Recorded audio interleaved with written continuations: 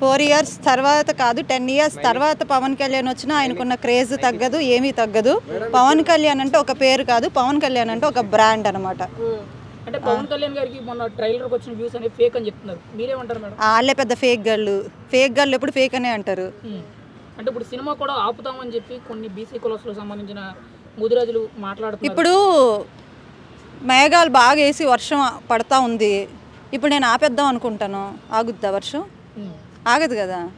ఎవరి కోసం ఏది ఆగదు, వాళ్ళ ప్రయత్నాలే వాళ్ళు చేసుకుంటారు. సునకానందం పవన్ కళ్యాణ్ సినిమా రావడం పక్కా, హిట్ కొట్టడం పక్కా. పవన్ కళ్యాణ్ డిప్యూటీ సీఎం అయ్యాక ఫస్ట్ టైం ఈ సినిమా రిలీజ్ ఎలా ఉండిపోతుంది హైప్?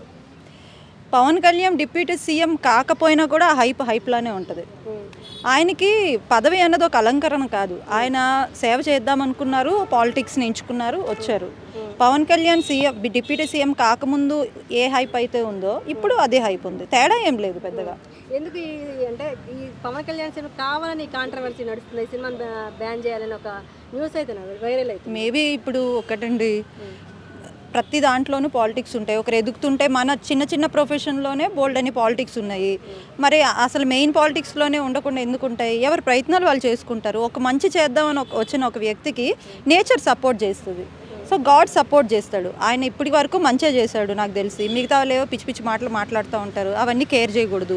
ఆయన చేసిన మంచిగా చూద్దాం అనుకుంటున్నాను, నేను మంచిగా చూస్తున్నాను. అది ఉన్న పొలిటీషియన్లు ఆయన ఎలా పనిచేస్తున్నారు? కొత్తగా ఆయన చాలా చాలా బాగా వర్క్ చేస్తున్నారు. నేను కంపేర్ చేయను, వాళ్ళు ఎట్లా ఎవరి వేలో వాళ్ళు బాగా చేస్తారు.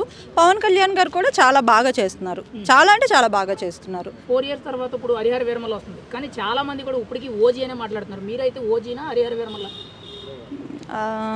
నాకైతే హరిహర వీరమల్లు అన్నది కొంచెం నచ్చింది, ఎందుకంటే అంటే మంచి స్టోరీ అనిపిస్తుంది నాకు. నేను చూస్తే కానీ చెప్పలేము, బట్ ఏమో అన్నీ బాగుంటాయి ఓ రకంగా చెప్పాలంటే. ఒక మాటలో పవన్ కళ్యాణ్ గురించి చెప్పాలి అంటే మనసున్న మహారాజు. అది.